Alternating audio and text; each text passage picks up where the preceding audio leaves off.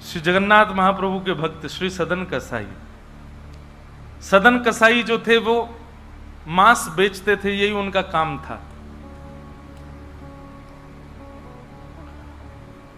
एक बार ऐसे तराजू में तोलते थे मांस को, तो जब मांस का विक्रय कर रहे थे तो उनको पता नहीं चला, वो भार की जगह शालिग्राम जी को रखते थे।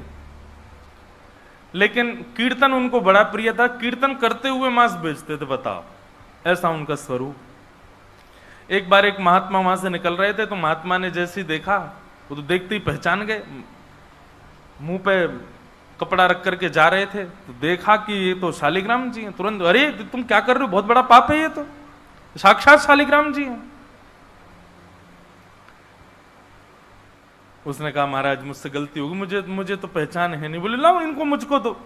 शालिग्राम जी ले लिए महाराज, जाकर के शुद्ध नदियों के जल से स्नान कराया, पंचामृत स्नान कराया, इत्र लगाया, चंदन लगा करके चांदी के सिंहासन पर बैठा के माला पधरा दी, ठाकुर जी का कीर्तन, बढ़िया खीर बना के भोग लगाई, और खूब रोए महात्मा। बोले कि नाथ आप भी कहां के कसाई के यहां बैठे थे, अब आप विराजो, प्रेम से रतन सिंहासन पर विराजो।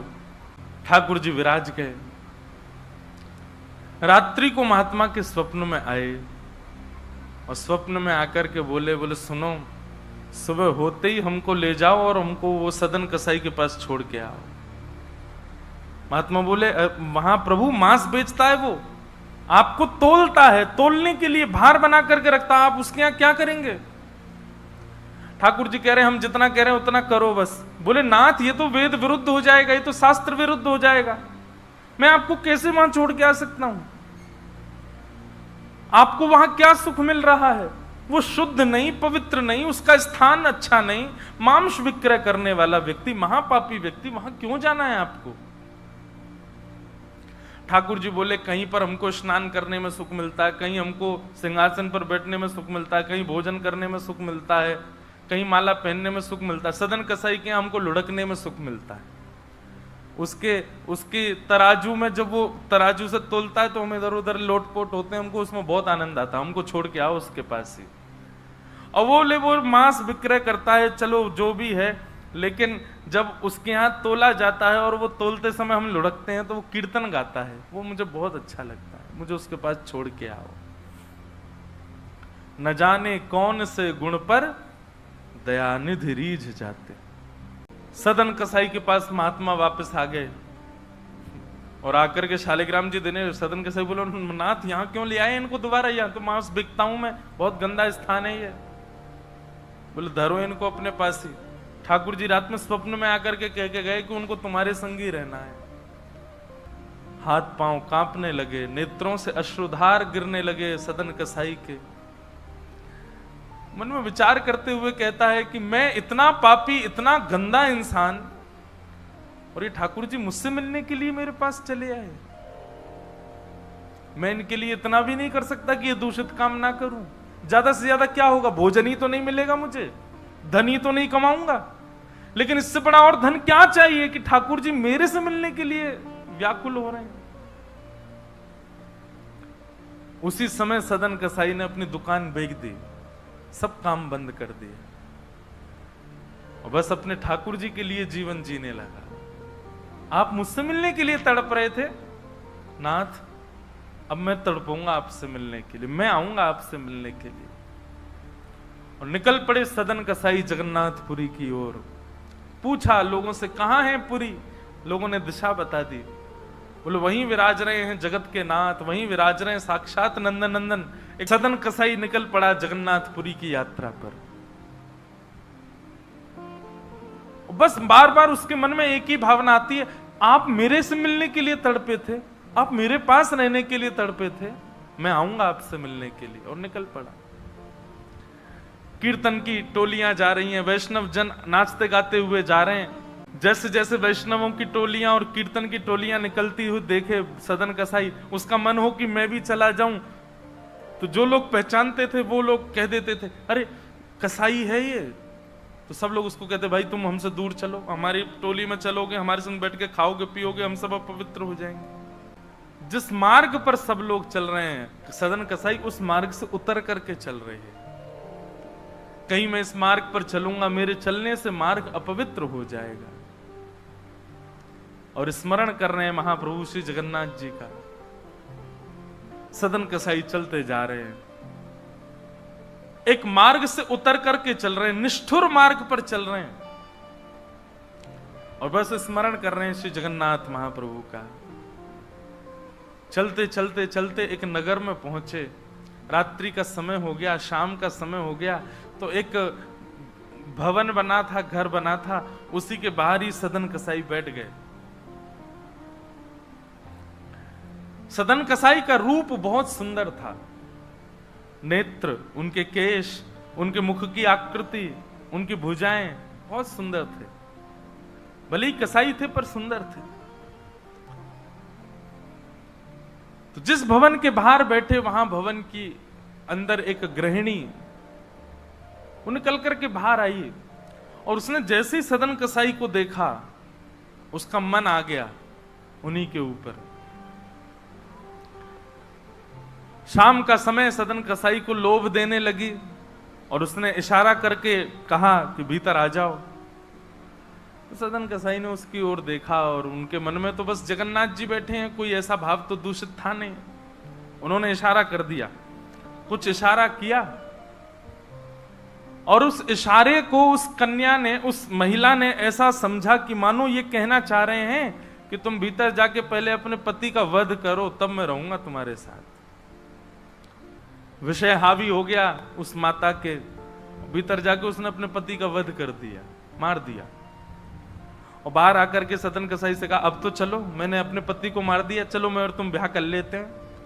सदन कसाई बोला, देवी ये तेने कहा किया, मैंने तो नहीं कहा था कि तुम मारो। बोले, हो तुम झूठ बोलते हो, तुमने ही तो कहा था कि उसका वध कर दो तब रहूंगा। अब तुम्हारे पास एक ही रास्ता, या तो मेरे साथ रहो, नहीं तो मैं सबको बता दूंगी कि तुमने मेरे पति को मरवाया है। पर जिनके हृदय में श्री ठाकुर जी विराजमान हैं, उनको अन्य किसी के लोभ की इच्छा नहीं होती।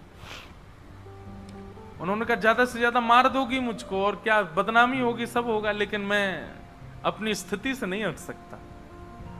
और उन्होंने अस्वीकार किया। हुआ वही, उसने हल्ला मचा करके सबको इकट्ठा कर दिया, मेरे पति को इसने मरवा दिया, और ये आदि आदि सब कर दिया।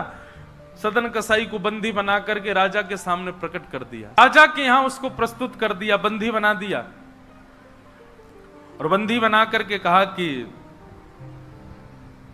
आप स्वीकार करते हैं कि आपने ये अपराध किया है इनके पति को मारने का? सदन कसाई कुछ नहीं बोला। बोले, क्योंकि पक्ष तो पूरा उन्हीं की तरफ जाने वाला, मैं कितना भी मना करूं, मैं सफाई क्या दूंगा, मैं कैसे प्रस्तुत करूंगा, मैं विवाद कैसे करूंगा? वैष्णव का स्वरूप होता विवाद में नहीं पड़ता। वो चुपचाप खड़े रहे, बस मुस्कुराते रहे। बोले, अब सत्य तो ठाकुर जी जानते हैं, मैं अब आपको कैसे बताऊं कि मैंने नहीं किया। मैं कहूं कि मैंने नहीं किया तो मेरे पास कोई प्रमाण नहीं है ना देने का कि मैंने नहीं किया। और प्रमाण देने के लिए, इकट्ठा करने के लिए, इतने प्रपंच में पढ़ने के लिए मैं नहीं निकला हूं। मैं तो जगन्नाथ जी से मिलने के लिए। आपको जो दंड देना है, बस मृत्यु दंड मत देना, बाकी जो दंड देना है दे दो, मुझे जगन्नाथ जी का दर्शन करना है।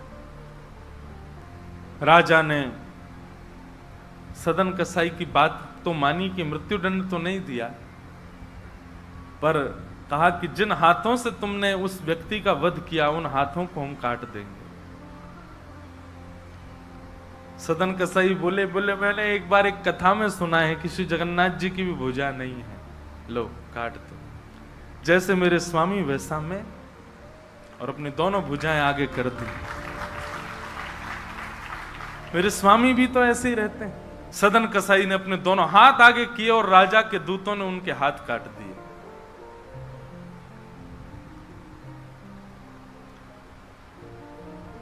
पीड़ा में नहीं है, प्रसन्नता में है।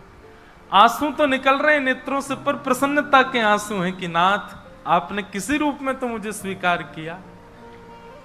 चलते जा रहे हैं, रक्त बह रहा है दोनों तरफ से। बस रास्ते में एक ही प्रार्थना कर रहे हैं, नाथ, है तो ये शरीर ही, और यही माध्यम है मुझे आपके दर्शन का। इसमें जो ये पीड़ा हुई है, जो रक्त संचार हो रहा, रक्त जो निकल रहा है, बस इससे केवल ठाकुर जी इतना रक्त बचने देना भीतर कि मैं जगन्नाथपुरी पहुंच जाऊं, आपका दर्शन कर लूं, उससे पहले मेरे प्राण ना निकल जाए। और चलते जा रहे हैं। जैसे ही श्री क्षेत्र में उन्होंने प्रवेश किया, और जैसे ही प्रवेश किया, ब्रह्म वेदी पर श्री जगन्नाथ जी झूमने लगे। पुजारियों ने जाकर के कहा, महाप्रभु जी आज्ञा करें, आप इतने प्रसन्न क्यों हैं? बोले, मेरा एक भक्त आया है, वो बेचारा बहुत कष्ट में है, आप लोग तुरंत पालकी लेकर के जाइए और उसको लेकर के आइए यहां पर। पुजारी सब पालकी लेकर के दौड़े और पुरी में प्रवेश कर रहे वैष्णवों से पूछने, अरे भैया, महाप्रभु जी का कोई भक्त आया है क्या? महाप्रभु जी ने पालकी भेजी है उसको ले जाने के लिए। महाप्रभु जी आज बड़े प्रसन्न हैं, उनका कोई परम वैष्णव भक्त आया है। तो सदन कसाई ने जैसे ये बात सुनी कि पुजारी हल्ला कर रहे हैं, कोई बहुत बड़ा भक्त आया है, महाप्रभु जी ने उसके लिए पालकी भेजी, तो सदन कसाई इतने खुश हो गए, बोले आज ठाकुर जी के दर्शन तो होंगे, उनके एक प्रिय भक्त के भी दर्शन हो जाएंगे, कितना मेरा सौभाग्य होगा। और रही बात, मैं तो बहुत बड़ा पापी हूं, मैं तो रास्ता भर यही सोचता आ रहा था कि मैंने इतना पाप किया, इतना मांस बेचा है जानवरों का, महाप्रभु जी पता नहीं मुझसे नाराज होंगे, पर आज लगता है कोई परम वैष्णव भक्त आया तो महाप्रभु जी का मूड बढ़िया होगा, आज प्रसन्न होंगे। तो प्रसन्न मुद्रा में ठाकुर जी बैठे होंगे, तब मैं दर्शन करूंगा तो मेरे सारे अपराधों को क्षमा कर देंगे। वहां तो भीड़ लग गई पालकी के पास में, बोले हम हैं परम भक्त, और वो सदन कसाई दूर ही खड़े हैं। बोले इनमें से कोई होगा जो पालकी में बैठेगा, आज पहले उसको प्रणाम करूंगा, फिर महाप्रभु जी को करूंगा। वहां तो इतनी भीड़ लग गई कि पंडा पुजारी पालकी लेके जान बचा के भागे वहां से, क्योंकि सबको लगता है कि हमसे बड़ा भक्त तो कोई है ही नहीं। पालकी खाली लौट करके आ गई। महाप्रभु जगन्नाथ जी बोले, तुम खाली आ गए, लेके नहीं आए उनको? बोले, भगवान आपके एक दो भक्त तो है नहीं, वहां तो हजारों भक्त, एक पालकी उसमें कितनों को बैठा के हैं, सब चढ़ने लगे। बोले, हम हैं भक्त, हम हैं भक्त, आप कोई संकेत बताओ, आपके भक्त का कोई लक्षण। श्री जगन्नाथ प्रभु के नेत्रों सजल हो गए। बोले, मेरी तरह उसके भी हाथ नहीं है, जो आया है वही है मेरा भक्त, उसको लेके आओ।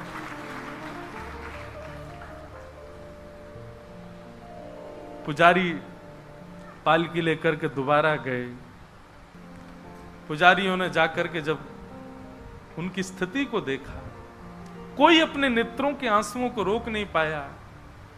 बार बार महाप्रभु जगन्नाथ जी को प्रणाम करें, कितने दयालु हैं नाथ, कितने कृपालु हैं आप। सदन कसाई को जाकर के पुजारियों ने उठाया, बोले चलो महाप्रभु जी ने तुम्हारे लिए पालकी भेजी। सदन कसाई बोले, आपको कोई गलत सूचना मिल गई, मैं नहीं हूं वो भक्त जो इसमें। बोले, नहीं तुम ही हो, ठाकुर जी ने आज्ञा करके भेजा है। सदन कसाई बोले, अगर मैं पालकी में बैठा तो मेरे अभी प्राण निकल जाएंगे, आप सबसे प्रार्थना है मेरी, मैं महाप्रभु जी की आज्ञा स्वीकार करता हूं, मैं आपके संग चल दूंगा, लेकिन पालकी में नहीं बैठ सकता। चलने लगे, बस इसी बात से प्रसन्न है कि महाप्रभु जी ने मुझे स्वीकार तो किया। और जैसे ही सिंह द्वार पर पहुंचे और दंडवत करते ही जैसे ही श्री पतित पावन भगवान, सिंह द्वार पर ही श्री पतित पावन भगवान है, बाहर ही उनका दर्शन हो जाता है। उनको देखा, देखते ही बोले, ये पतित पावन भगवान है, श्री जगन्नाथ जी के ही समरूप हैं, पहले इनका दर्शन करते हैं फिर जगन्नाथ जी का दर्शन होता है। जैसे ही दंडवत किया, अभी तक तो उनको ग्लानि नहीं थी कि मेरे हाथ नहीं है, पर अब दंडवत करते समय उनको तनिक एक ग्लानि से हुई, काश मेरे हाथ होते तो मैं भी ऐसे दंडवत करता, दोनों भुजाएं आगे कर लेता। और इस भाव से जैसे जो शेष भुजा थे थोड़े से, उनको आगे करके रुदन करने लगे सदन कसाई। इतने में ही उनके भुजा निकल करके आ गई और ठाकुर जी ने भुजा प्रदान करके उनके दंडवत को स्वीकार किया। श्री जगन्नाथ महाप्रभु की। ऐसे महाबाहो, ऐसे हमारे महाप्रभु श्री जगन्नाथ।